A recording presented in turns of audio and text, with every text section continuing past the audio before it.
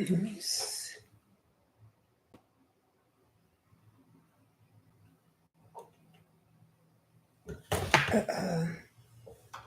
Guys, I'm sorry about this. This is new for me on this. This is new for me.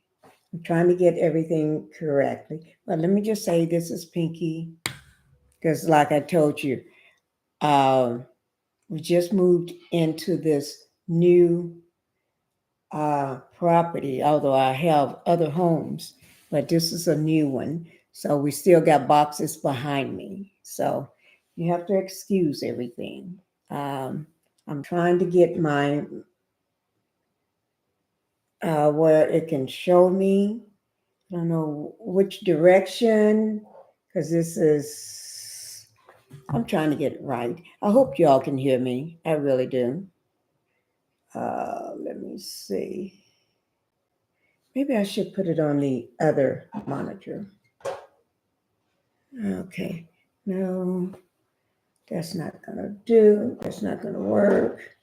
I'm just playing around with it, but this is Pinkie. While I do this, make sure you all go ahead and hit the like button to keep me in the algorithm.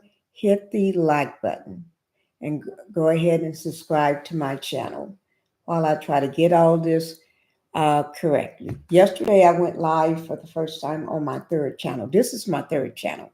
So yesterday, I went live for the first time on it. And this has been trying it again because I don't know, because on my other one at my other house, I already have it set up and everything the way I want it to be done. I have my cameras and everything set up, so I don't have to do anything. I don't touch anything. I just go live. So this one, because I'm trying to get it all set up, so you are going to have to work with me on this. And by working with me on this, have a little fun on me. Jokes is on me. Okay, you can laugh at the fact that I'm trying to get this situated, but I do. Hit the like button and subscribe to my channel so we can help this channel to grow. This is my third channel. It's called The Original Pinkie, which I am Pinkie. I am Pinkie. Okay? I'm not a made up Pinkie. That is my name. So I'm the original because I know a lot of people try to use that name. I really do. So I am the original Pinkie. So let's just get that straight. Go ahead and hit that like button, subscribe to the channel, and I want to thank you for doing that. And let me just say that this is my opinion on everything on this video, in my opinion only.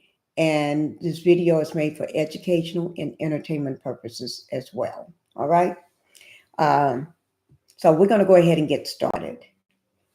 Okay, so hopefully by the next time I do this on this, I'll have my camera and everything exactly where I want it because I'm going to practice on where I want it. I just don't have time today because I wake up late. Okay, um, today is January the 3rd, so we're the third day in this new year of 2025. All right, so we're going to be talking about the fentanyl. There's this crisis going on, not in just one city, but all the cities. Whether you're in Dallas, downtown Dallas, or whether you're in San Francisco, no matter where you are, uh, Chicago, there's a crisis going on with people that are on those drugs. Okay? I call it the bend over effect. The bend over effect. I guess most people haven't heard of the bend over effect because they all are bent over. I mean, when I say they bent over, they're bent over like this. They bent over. You know, it's the bend over effect. They're bent over, humped over, and everything, and they leaning to the side like this here. It's the bend over effect. Just excuse. Actually, that's an armoire there. And then there's another armoire, and there's a bed behind that. There's other boxes all over here. Okay? So excuse all the boxes and everything. All right? So just excuse that. All right? You can always go to some of my other channels. I got 2 other channels. My main channel is Pinkie the Housewife.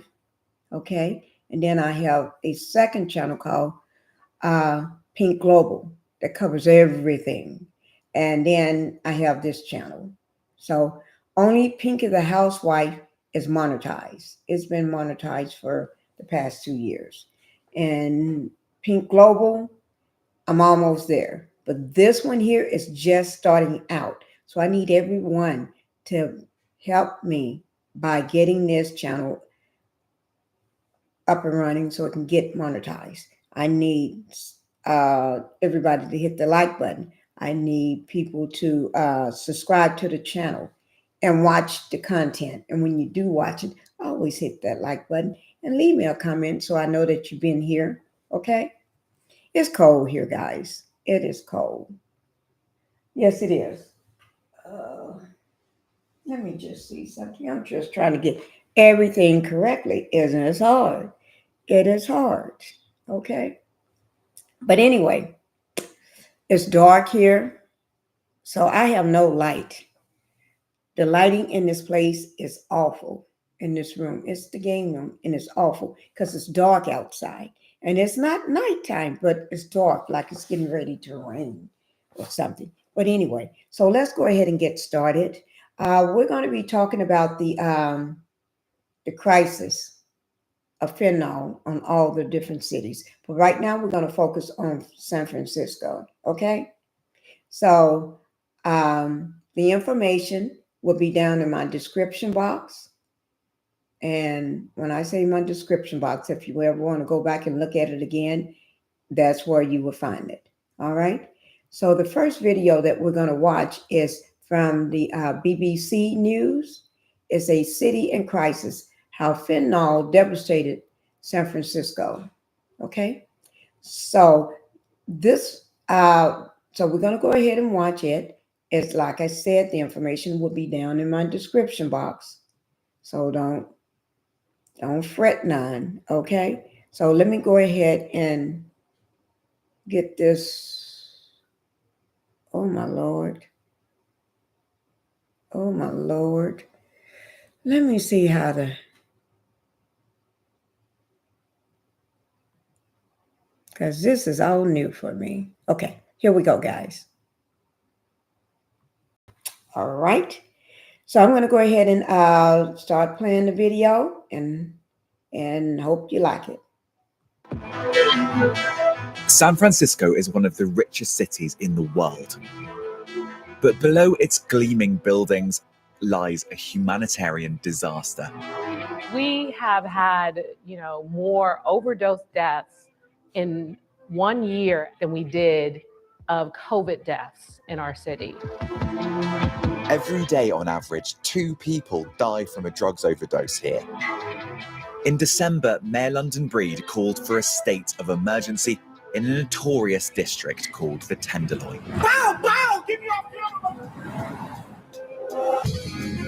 We've been told it's simply too dangerous to bring our cameras here, so we are filming on our phones.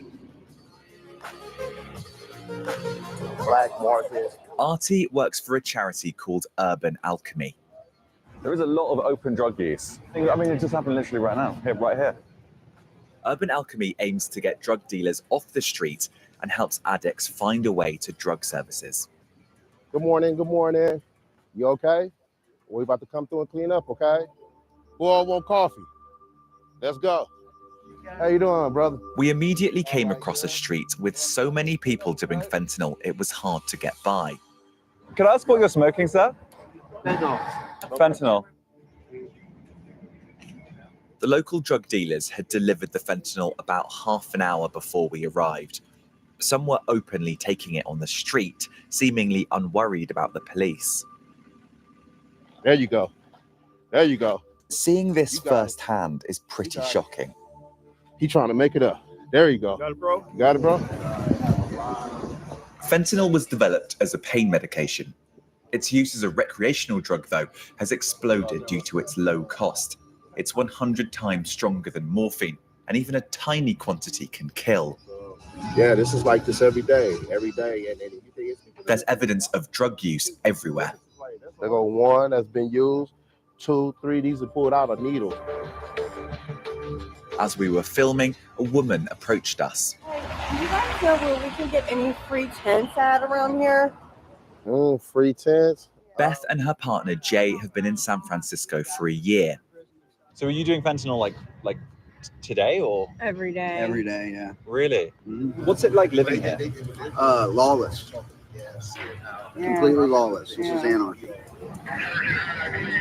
In December, the Democrat mayor of San Francisco made a spectacular U-turn on previous progressive policies. She had advocated defunding the police. Now she was refunding them. More aggressive policies on law and order. It is time for it to come to an end. And it comes to an end when we take the steps to be more aggressive with law enforcement and less tolerant of all the bullshit that has destroyed our city. San Francisco is falling apart. The right-wing media in the US has become obsessed with San Francisco. The Tenderloin, I didn't think it would, but it's actually gotten worse. The city is covered in filth and homeless encampments. To many Republicans, the city is a sign of everything that's wrong with the left. A town ruined by liberal drug laws and a lax attitude to crime. And the figurehead for that is this man, Democrat Chesa Boudin, the elected district attorney for San Francisco. Boudin is a Yale-educated public defender who has never prosecuted a case. Fox News has mentioned your name more than 1,000 times in written content in the last year. Well, it sounds like you're paying more attention to Fox News than I am, and my sympathies for that. We come together today because of our... Chesa Boudin is a radical, part of a wave of liberal DAs that have been elected in cities across America. He's responsible for which crimes get prosecuted. His detractors say he simply doesn't prosecute enough and that he's soft on crime. This is an issue we can't prosecute our way out of. The history of the war on drugs tells us that. We need real investments in housing, in treatment on demand, on mental health services, on harm reduction, and doubling down on a failed war on drugs is never going to solve those problems. But London Breed argues that the city's compassion has been mistaken for weakness. We have services. If you look at what we spend in San Francisco per resident compared to any other major city in this country, I bet there is no comparison. So we're making the investments. The investments alone are not going to combat the challenges that continue to exist in the city and especially in the Tenderloin. These two politicians are the most important in the city, both Democrats, remember, and yet they simply don't agree on how to solve San Francisco's issues. I was very surprised, frankly, to see London Breed publicly call for moving more than $100 million out of the police budget into other areas of the budget. And while the politicians argue about how to tackle these problems, some worry that time is running out for their loved ones. Jackie's son, Corey, is living on the streets of San Francisco. I know that he's overdosed before and been revived with Narcan, so just one little mistake. Jackie hasn't seen or heard from Corey in 2 months. She's come to the Tenderloin to try to find him. Those are dealers over there. I don't see them up there. Let's go this way. I'm looking for my son today. Have you happened to have seen him? Look for me. You been out here for a while? Yeah, he has been. We're not having much luck, but then a glimmer of hope. I'm looking for my son who's out here. His name's Corey. That's Corey. I know Corey. I know him. Yeah, I know Corey very well. I see Corey all the time. When's the last time you saw him? Yesterday. Did you see him yesterday? Was he here in San Francisco or was he in Oakland? He was here. Can you just tell him his mom's out here looking for him next time you see him? Is everything okay? Everything's okay. I just really miss him. That might be him right there. With the wheels here? Yep, it's dirt. Sorry. Despite our best efforts, we simply can't find him. Corey is not blameless. My son makes the choices that he does that got him into this position, and he'll be the first to tell you that, you know, he made this mistake. So while he has a part to do with it, I think the dealers, I think Chesa Boudin, I think Mayor London Breed, I think they all have a hand in it not going well. San Francisco isn't short of good people trying to help. Back in the Tenderloin, Artie managed to find Jay and Beth a new tent. That's why we do what we do. They'll at least be able to sleep better tonight. But until someone comes up with a solution to the problems in the Tenderloin, it's likely to remain tough for them and thousands like them. Okay, guys. That is the... Okay. Let me just stop sharing this one. I hope y'all enjoyed the information from the first video. And I do have one more, but it is hard watching people being overcome with those drugs. It's really hard. All right. And then we're going to go ahead and watch the last video. Let me just get it pulled up. But it is hard. It is really hard. And if anybody have any family members that's going through this and everything, I truly feel for you.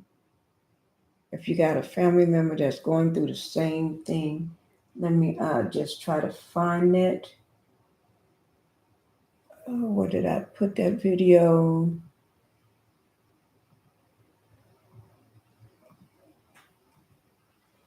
Okay, well, what I'm going to do, I'll just type it in and it'll pull it right back up. Oh, Lord, I tell you. It's not something that people want to see their family members go through. Because once they're going through that, it's hard to get them help. Because trying to get them help is not easy. Because they got to want to help. And you see them on the streets, and sometimes you never see them. You never see them again. And I'm quite sure there's a lot of people out there that got family members like that. And I do want to say, I do have a family member like that that's been on the street for years. For the same thing. I have a family member that's, no matter how many times you try to give that person help, that person don't want the help. And so and when I say there's nothing I can do, there's nothing I can do to help that person. I'm going to go ahead and play the second video here. But there's nothing I can do to help that person. People ask, why don't you help them? You tried and tried and tried. No matter what you do. Okay. No matter what you do, you can't help them. They got to want to help themselves. The next video is going to be with KPIX, CBS News, Bay Area. Okay, it's a special report, KPIX special report, San Francisco Tenderloin. That's the Tenderloin district, okay? A state of emergency. All right, here we go, guys. Maybe 1% will come and mess it up for a few seconds and they leave. It's a neighborhood where many felt the problems were spinning out of control. So the mayor said it was time to launch an intervention. Of all the bull that has destroyed our city. How an array of city departments and service providers are taking on the Tenderloin's problems. They gravitate, they just shuffle it somewhere else. Why some are skeptical the plan will work. I think a lot of us are concerned about this being a superficial effort that's sort of being done for show, right? An ongoing debate over how to best confront these kinds of challenges. We believe that people can change. Good evening. I'm Juliette Goodrich. Thank you for joining us. You know, it's been a couple of months since Mayor London Breed declared a state of emergency in the neighborhood. So what's changed since then and what still needs to be done? KPIX 5's Wilson Walker spent a week talking with residents and those on the street. Wilson has our special report tonight, the Tenderloin in a state of emergency. This declared state of emergency has drawn a lot of attention, but no one is paying any closer attention than the people who live here. Some fully expect to see big changes. Plenty of others are skeptical that there will ultimately be any change at all, but everyone is paying attention and watching. Can the city, to put it simply, clean up the Tenderloin? Yeah, so we got the urban alchemy coming out here every morning. We got brooms, they got garbage cans, plastic bags, and they load them up and get busy. For those who live and work in San Francisco's Tenderloin, it is just another day in a state of emergency. We made it to school. Parents like Maggie Fungula will have to get their child to school with or without an organized escort. Sometimes I gotta go on the street with my baby because I don't want my baby to see that environment. Yeah, man, this is the cavalry. Neighbors like Alex Alvarado will spend another day trying to keep that environment off of their doorstep. And my territory is my territory, man, and I tell them both the users and the dealers. And I don't want the drugs in front of my doors. And then there are the thousands, at least 8,000 people without homes in this city, many of them living along the alleys and sidewalks of this neighborhood. That's a long story. 27-year-old story. Where are you from? Originally, I'm from Fairfield. Walk one block, there are signs of improvement. Walk another, it is encampments and people in obvious crisis with seemingly no intervention at all. The Tenderloin looks a lot like a city wrestling with an emergency decades in the making. As part of the city's program, the homeless were to be temporarily housed in hotels. 1,000 units right here in the Tenderloin being rehabilitated into good. These are very entrenched problems, both from at a community level and at an individual level. Mary Ellen Carroll is Director of Emergency Management, the department currently in charge of carrying out the operation launched in December by Mayor London Breed. A public safety command that will be specifically targeted at the Tenderloin community. And we are past the point where what we see is even remotely acceptable. And so what we're trying to do is raise the bar for the Tenderloin, for everyone who's there. And what we hear from the community is that they're pleased to see some changes happen and they need to see more. I see an improvement of cleaning the streets, of washing the sidewalk. The plates, the food containers, the drug paraphernalia. We've heard some high marks from neighbors in one regard, and that is the cleaning blitz. Finding a street block for a pressure cleaning crew is part of daily life here now, and a lot of neighbors love it. Having the clear path to be able to see a couple of blocks down is a blessing. They clean up everything. After 1 hour, they come back, it's some more garbage is there. So they are doing something good, but they have to be on a daily basis.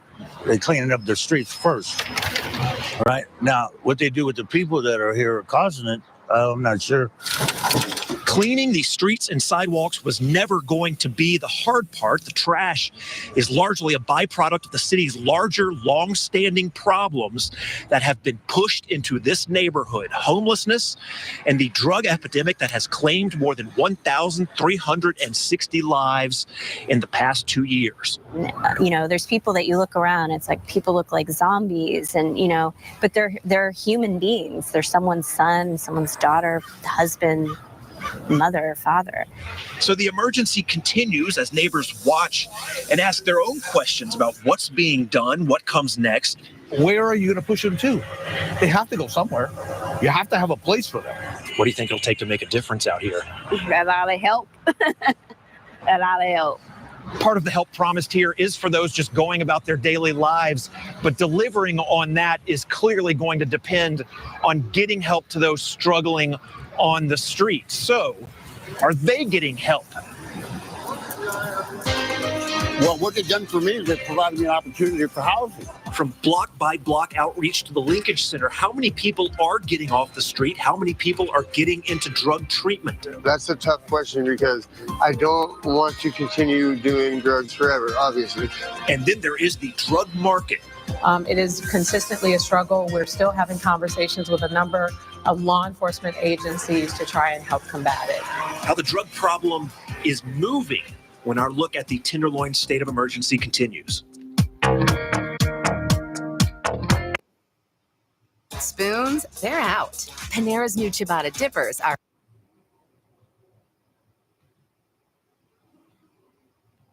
It's about trying to do what's necessary to support those who are struggling. That's Mayor London Breed discussing San Francisco's efforts to reach drug addicts and what is effectively the city's first safe injection site. One main objective of the emergency plan is to accelerate the delivery of help to those who need treatment or shelter. And that's where Wilson Walker continues our coverage. Well, they told us we have to move every day. At least twice a day. They come back at 2:30 to make us move again. Another day, another pressure washing for the 300 block of Hyde Street. And that means Jasmine will be packing up and making way for emergency management, public works, and a team of outreach workers. When they do come through here and clean everybody off the sidewalk, are they offering people help? Yes. Everybody. They're trying to help everybody that they can. I mean, how much help it might be is another story, right? But they're offering it.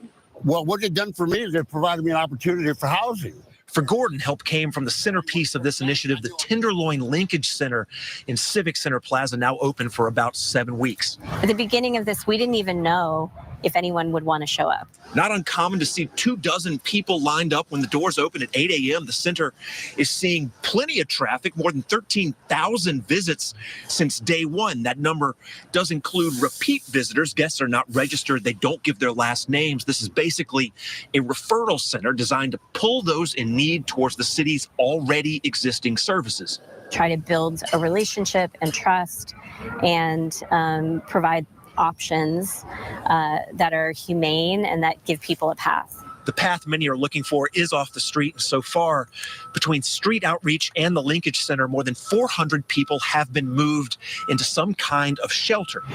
They gave me that tent city over there for about a year. Lee is one example. He just got moved out of the nearby sleeping village that the city is now winding down. His new spot, A little hotel room over on Eddy Street. I'm trying to pack my stuff up. I'm gonna take this to storage, and I'm gonna take my backpack and go upstairs and go to my house. But you have a place to go. That's where I'm going. Go back to your place. Yeah.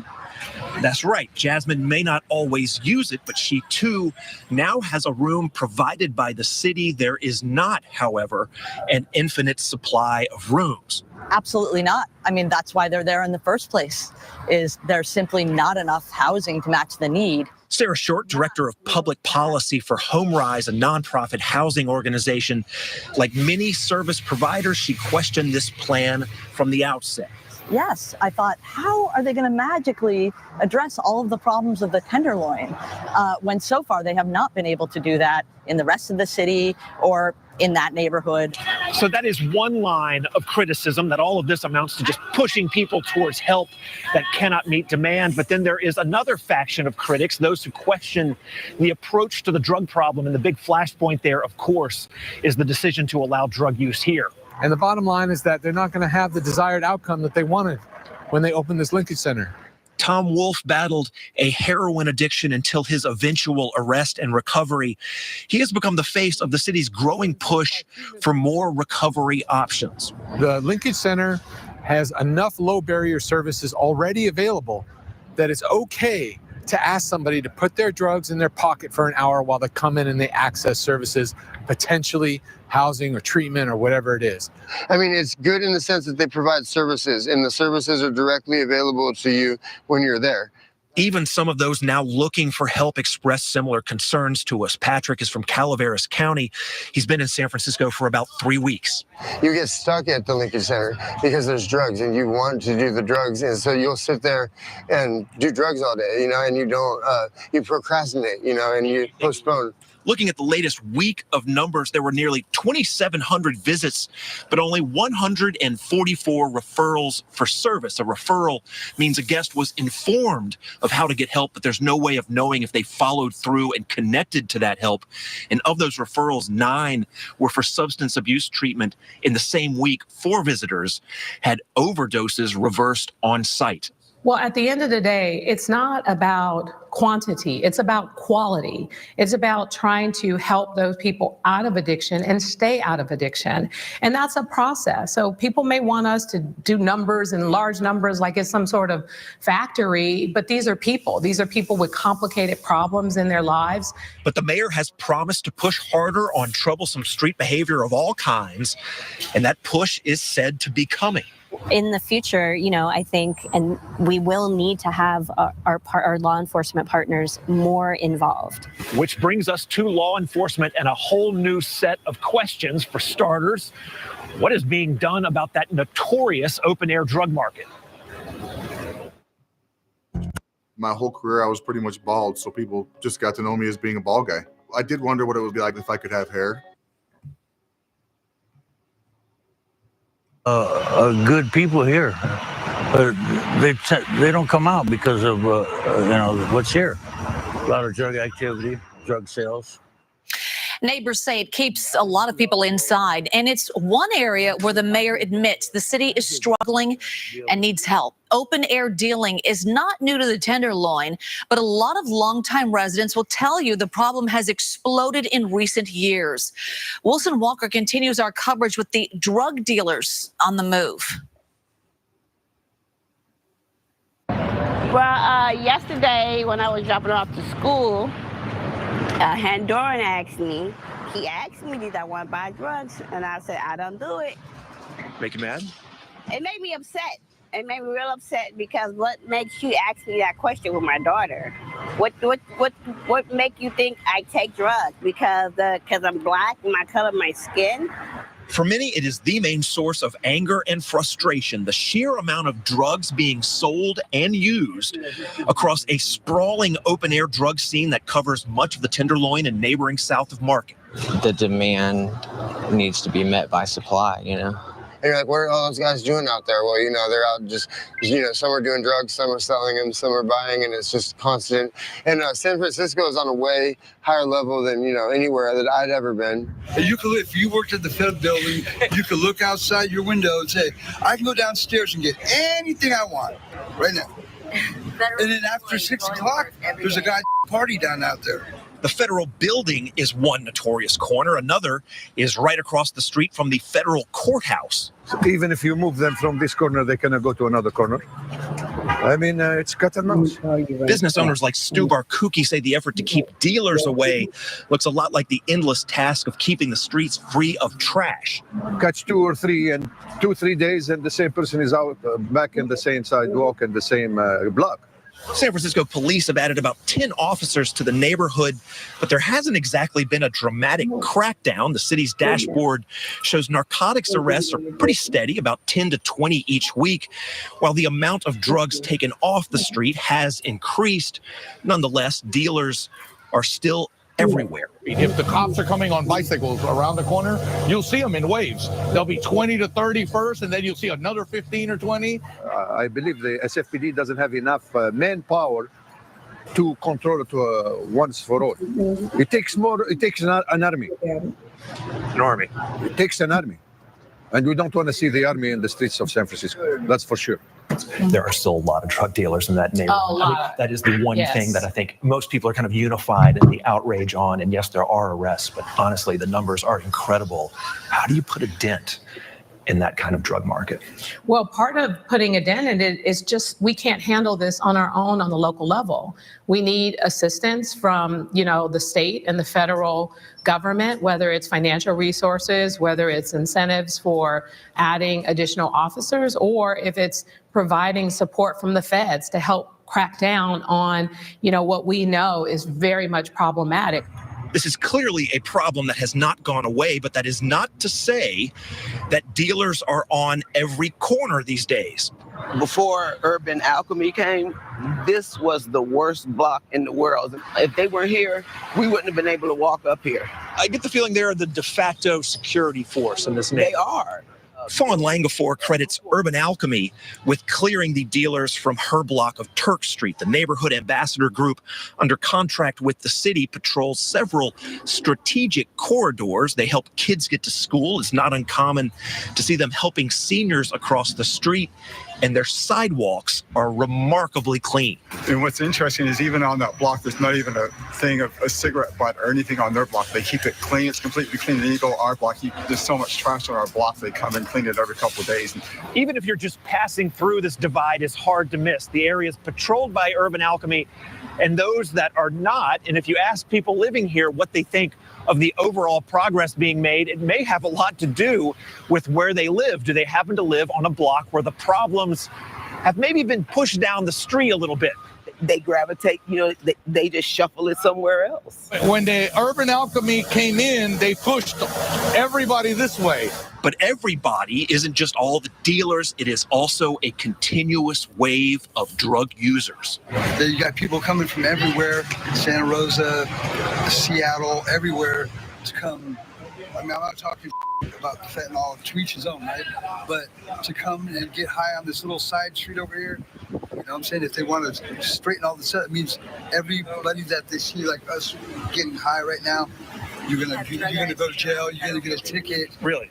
Yeah, we were just talking about that before you showed up. It's like back in the day, it's like we'd maybe peel off to the side somewhere else to get high, not just sit down right here and wherever. But they can clean it up, of course.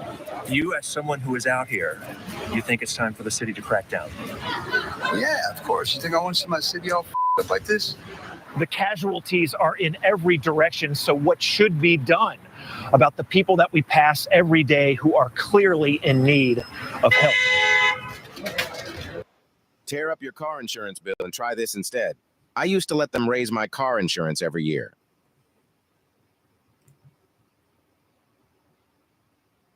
Require us to recognize that there's a subset of people on the street that require intervention. How the Tenderloin emergency is driving a debate over how to respond to the drug crisis. And then there are some things people actually agree on. The problem in San Francisco is that there's very poor data about homelessness here and about what the city's doing. The quest for better results through better numbers when our coverage continues. Finally tonight, the drug crisis and the debate over how that should be done. Overdose deaths in San Francisco climbed steadily for about a decade. The surge in recent years driven largely by the arrival of fentanyl. But in 2021, that climb finally reversed. 650 deaths last year, a drop from 711 in 2020. And that trend appears to be holding through the start of 2022. You see the January comparison, the numbers down from last year. We should also add about 30% of those deaths were in the Tenderloin. The death toll is driving a growing debate over how to respond to addiction. As Wilson Walker reports, some say it is time to diversify the city's approach. As a city, it's important to focus on the needs of everyone, and there's been a subsection of people that have been overlooked, and that's formerly incarcerated and justice-involved people seeking a new way of life. After a 20-year drug struggle in and out of jail and prison, Steve Adami now works for the San Francisco Adult Probation Department, and today he is walking us through one of the city's newest recovery options. This program was designed in response to the needs of the community, and we set out to create a safe space for people who were trying to get away from all drugs.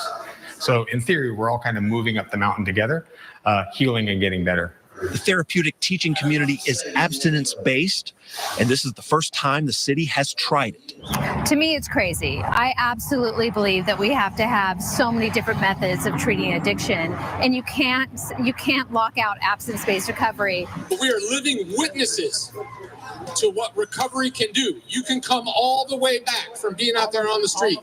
Abstinence and recovery have become something of a movement in San Francisco, a collection of those who think the current approach is not enough to overcome the wave of cheap drugs now washing over the city. And that's why so many people have died out here on the street. And I've been saying this since I got off the street, that fentanyl has changed the game. And it's going to require us to change our approach. And the city's linkage center pretty well reflects the current approach: harm reduction and meeting people where they are, hoping addicts reach out for help in their own time. Yeah, I mean, that's been the approach for a long time that the professionals understand, people who do homeless outreach, social workers, that you need to establish rapport with people, build relationships so that people trust you. I do want to be clean, ultimately, so, but then I don't know if I'm ready at this point. In our conversations with those facing these challenges, we heard time and again how difficult it is to escape, especially in this environment. Do you know anybody who's gotten clean out here? Yeah. Yeah. How'd they do it? Get away from here. You're going to have to do something and find some kind of balance to give people out here struggling with addiction a chance to get up off the street. That you saw the people that was bent over. That's what, in one of my videos, I call it the bend over effect, where they just bend over. They get to the point where they start bending and bending over. And there was a doctor in that video that was explaining how that happened and what caused it. Okay? I call it the bend over effect from the drugs. And turn their life around. And the city's position here does appear to be shifting, even if just a little. Here's the Department of Emergency Management talking about where the Tenderloin plan might be heading next. Harm reduction and social services alone is not going to help the people of the Tenderloin.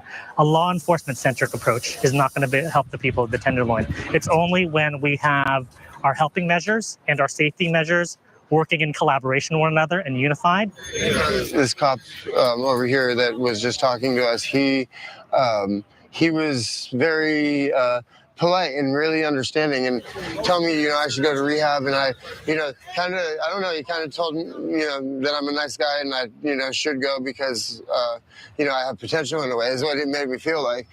When this was all launched, you heard everyone agree that the status quo has failed, even if people disagreed on what the status quo was or why it failed. But despite all of the disagreement, there are some points upon which people tend to agree. And the interesting thing is, I don't think there's anyone who doesn't feel that same kind of frustration about we've got to do something. But, people have different ideas about solutions. For starters, everyone agrees there's a lack of housing.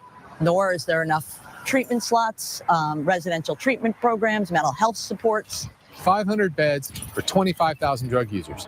You do the math.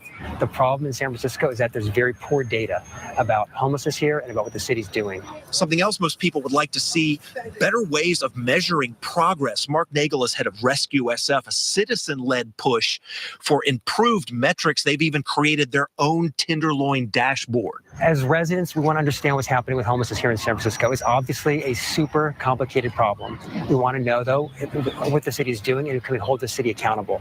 And absolutely everyone agrees there is a long way to go, both for the thousands of people on the street and for everyone else who calls this neighborhood home, living with the emergency every single day. Oh, it's some hardworking people around here, and we don't deserve to have to deal with that. I'm glad that you pulled me over. I got my chance to say something about it. Because other than just watching it on TV and talking to other guys out here, you gave me a chance to give my input on it. Because I live here, I want to see change. Tenderloin resident Johnny Douglas there. I want to thank him and all of the neighbors that took time to talk with us, tell us what they're seeing, what is going on here. And that, of course, goes for the folks on the street, many of them facing some really tough circumstances. They took us into their world. They answered our questions. That is no small thing. Finally, a lot of what we've talked about is not really new. It's the continuation of some very familiar storylines: homelessness, the drug crisis. The mayor's state of emergency hasn't so much changed that conversation, but it certainly has focused it. It has drawn a lot of attention to this neighborhood, the challenges faced here, and whether or not they really can be tackled. We will continue to cover it for you. Here in San Francisco's Tenderloin, Wilson Walker. Okay, guys. All right. That is the last video on the drug crisis in San Francisco, the fentanyl effect. Okay? I hope you enjoyed the video and everything. So I will be bringing you more information on that, because it is a crisis, not just in San Francisco, but all over. All right. Thank you, guys, and hope you enjoyed the video. Make sure you go ahead and hit that like button. Hit that like button to help me to grow this channel, and subscribe to the channel, because I need all the likes and people to subscribe as possible. So thank you, guys. You all have a good evening and be safe on this just the third day in January 2025. Bye-bye.